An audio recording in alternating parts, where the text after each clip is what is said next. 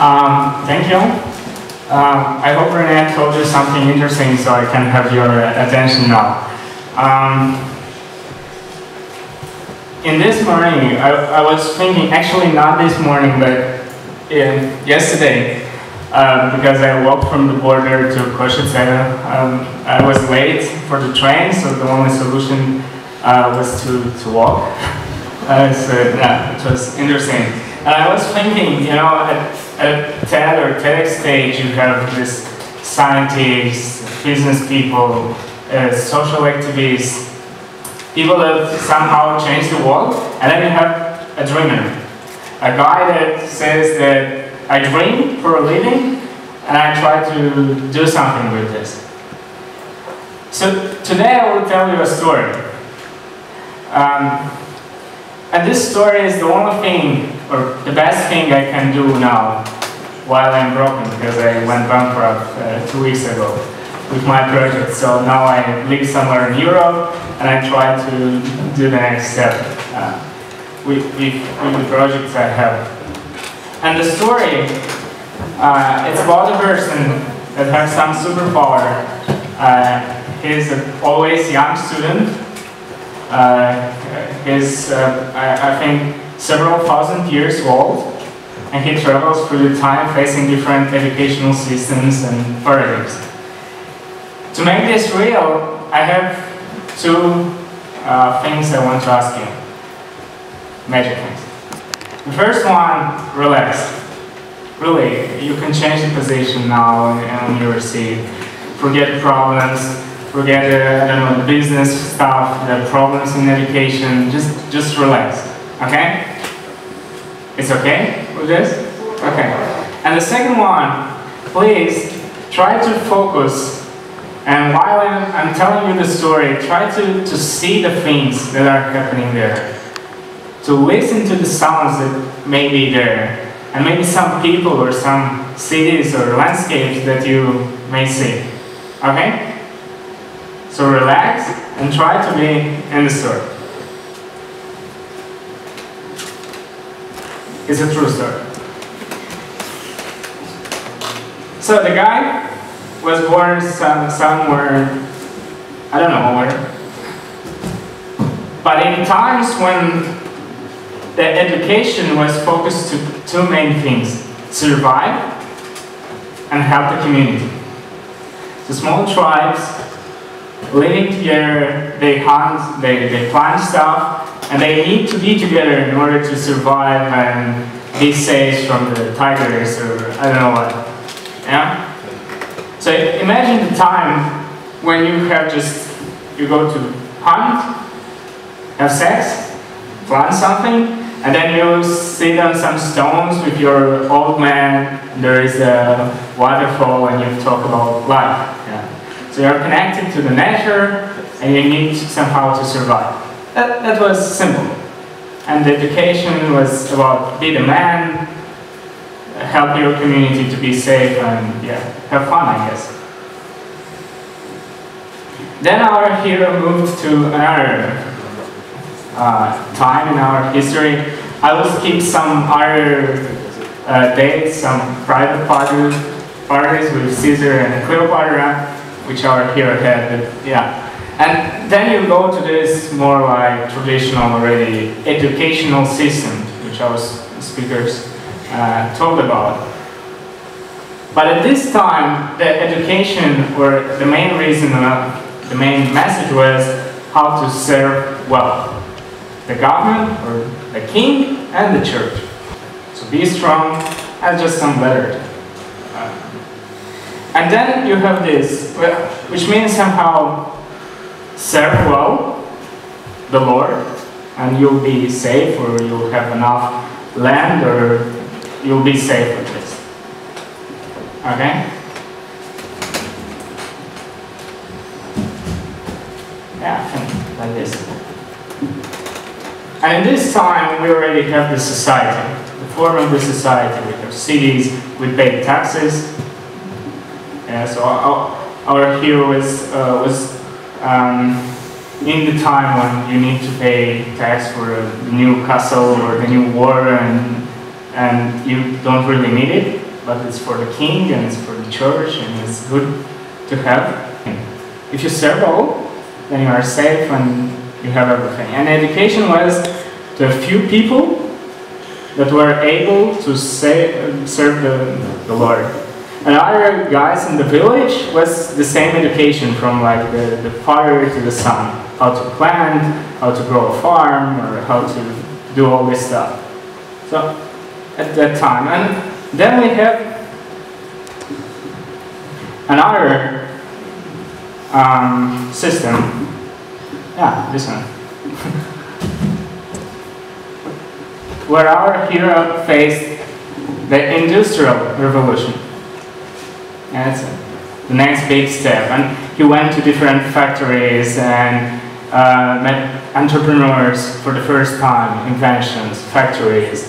And like products that used to be handmade, exclusive, custom, became like mass production. The same for everyone. And people had cars and furniture and everything, but it was the same. And in this particular time, the education was how do you perform well for your boss. So it was the first time in the history when people started to think about career. So education was turned from serving or surviving to a plan or somehow to you. But again, you served a system, and the system was industry, and the industry pays to the government so it can be developed. And so we became a mass product, which the government invests in an official institution, which is university or school, and we become a product for the companies. Yeah? And in this time is perform well. The education is perform well for the guys that pay us. Okay? And then you have some social security and you have bridges and you have feeders and you think that you are somehow happy and the government takes care. Okay? And then we have the next one, which we experience, and our hero experience right now, which I call soccer revolution. It's not stop, but it's stop. We are somehow blocked. I agree, and there is a TED talk that we live in the best times from our history. We have performance in medicine, we have internet, we have education, we have freedom, democracy, but the system is not working. And not just the financial system, but if you ask people, let's say we are 7 billion on the planet. And let's suppose that 1% of these people are okay. I mean, they like their life, job, they have enough money. It's like 17 million, something like this. Okay, but it's not even important. And if you go to this 1% and ask them the main question, for me is the main question. Are you happy about your life?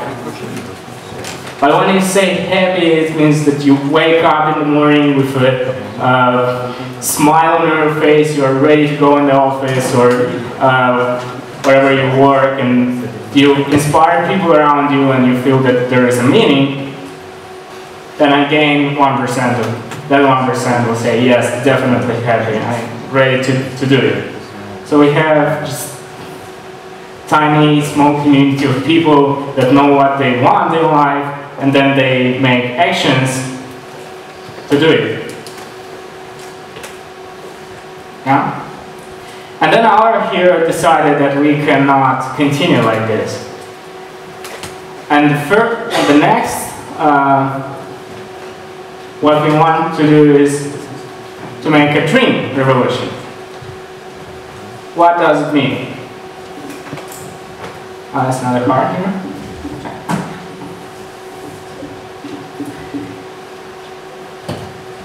before I will tell you about this revolution, tell me please, be sincere, who is super happy about his life or whatever? 2 people? 5? 8, 9, 10? Okay. And we are about 100 and some. Okay, 10%. Let's make an exercise. And you have a paper that you just received with a smile and doing this dreams list. Take this paper, and what you do is cover the eyes of your neighbor. Yeah? So just put in the face of your neighbor. And I asked you already that you need to relax during the process and to imagine things. So the next step will be close your eyes. After you have done it, keep doing it, but close your eyes. And try to see in every small detail your life now. The street you go to the work, the university, friends, anything you can.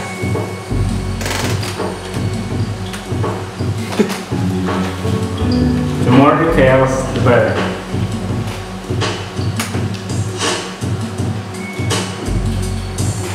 And ask yourself, how happy are you about your life? About the city you live, about your income, about your job.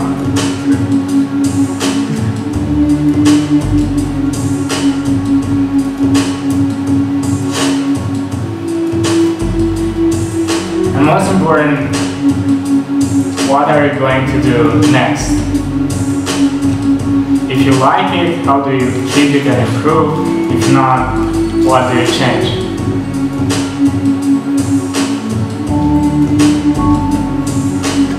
And my final question to this small experiment, what's your dream?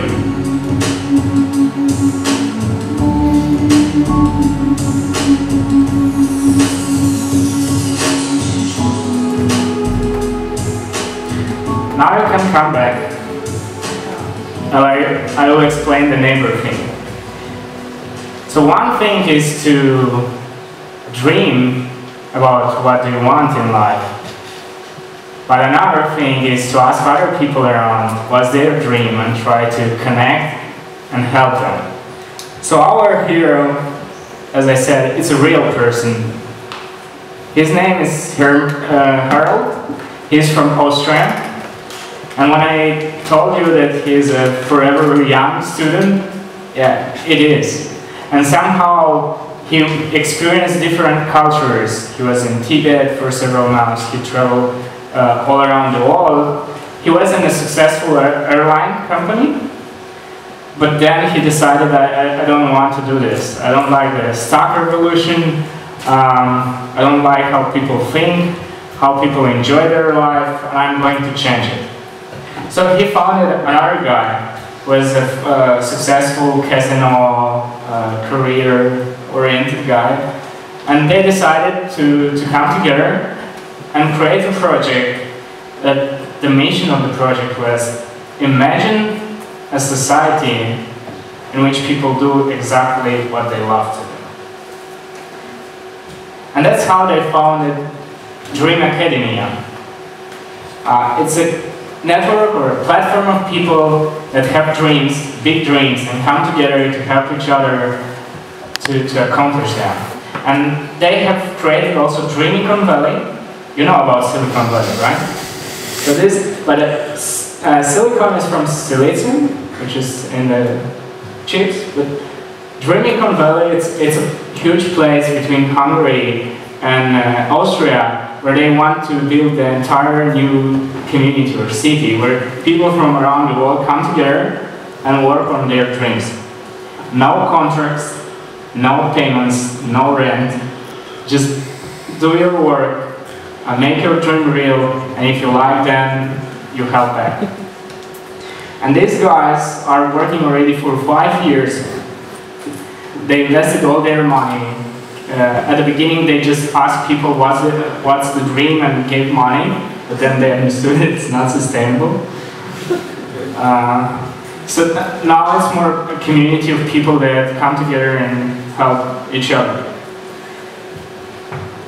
So somehow for this story or the cycle, we started at survive and help the community to all these changes to the next revolution, which will be the self-revolution or dreams revolution. When the people are stuck, and this will tell you the best psychologist or coach or mentor, is that you go to the basics. You go inside yourself and start to work with your thoughts, with the mindset, with what you want to do in life. And then you have the new system, educational system. The paradigm will be how do you fulfill yourself and then help the community. So mainly the next in the educational system will be not how you become a successful employee, but how you become a fulfilled, happy person. And then if you achieve this, what can you share with your community? And the best lesson we can take is from kids. Ask a kid 5, 3 years, 6 years, what's your dream? And you'll receive from the pet unicorn with yellow corner to having all the iPads in the world and doing what they love. And this kids inspired me. It was a picture I took less than a month ago in Germany. And I made a short video interview of these kids in the school. What's their dream? And I was so inspired. They were not afraid. They were open. They were free to tell their dreams.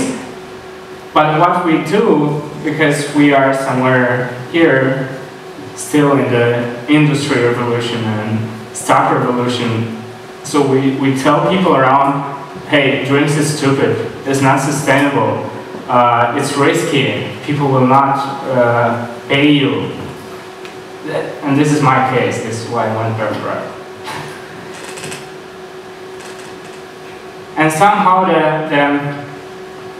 the idea here is that the same as our hero that experienced different cultures and these eras, it's important to go to the basics and make good ideas happen. Ask what's your dream and make it real. Thank you very much.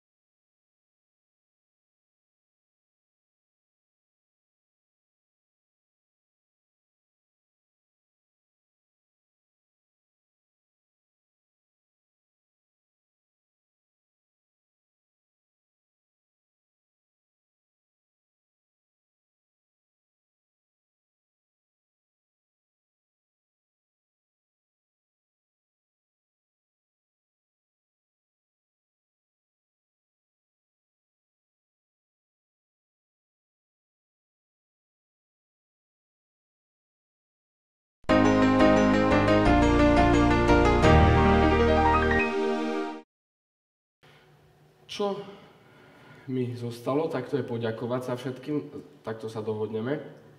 Najprv budú partneri, ja poviem meno, vy poviete, dobre? No, takže ďakujeme mestu Košice. Nie, ešte raz, mestu Košice. Dobre, ešte raz, mestu Košice. No, dobre.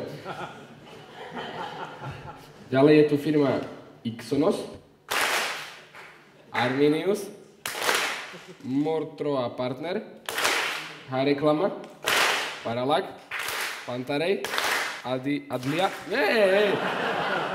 Komu? Nevieme komu. Ešte raz. Adlia a iStores. No, šikovný.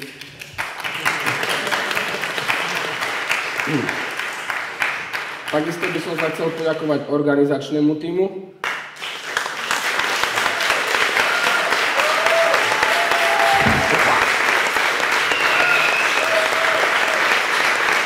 A takisto aj dobrovoľníkom.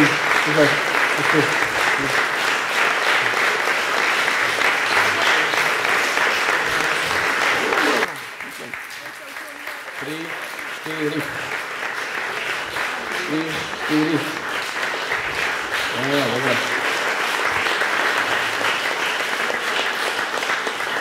Nemyslíte si, nezabudol som, samozrejme veľká vďaka patrí vám rečníkom, ale vy ste už tuto dneska svojich 18 minút slavy zažili, čiže už hore neprídete, ale samozrejme vám patrí najväčšia vďaka. Ja. Ďakujem sa tu. Ďalej kameramanom zo spoločnosti Voilap, ktorí sa postarali o to, aby toto tu ostalo večné. A fotografom Romanovi Sirovi a Michalovi Bajkajovi. Ďalej by som sa chcel poďakovať primátorovi mesta Košice Richardovi Rašimu, pod ktorého záštitou sa TEDx Košice organizoval. Poslancovi mestského zastupiteľstva mesta Košice Otovi Briximu za pomoci pri organizácii spoločnosti Arkana, oficiálnemu organizátorovi konferencie, personálu Východoslovenskej galérie za spoluprácu pri prípravách personálu a študentom Technickej univerzity v Košiciach pri zabezpečovaní aktivít, stručne si povedal, zabezpečovaní aktivít v prestávkach a gymnáziu Milana Rastislava Štefánika a pani riaditeľke Ivane Antoniovej za pomoc pri organizácii.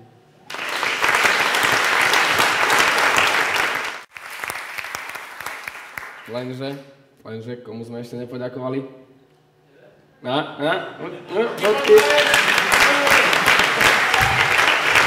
Bolo byť tak, snad na rok.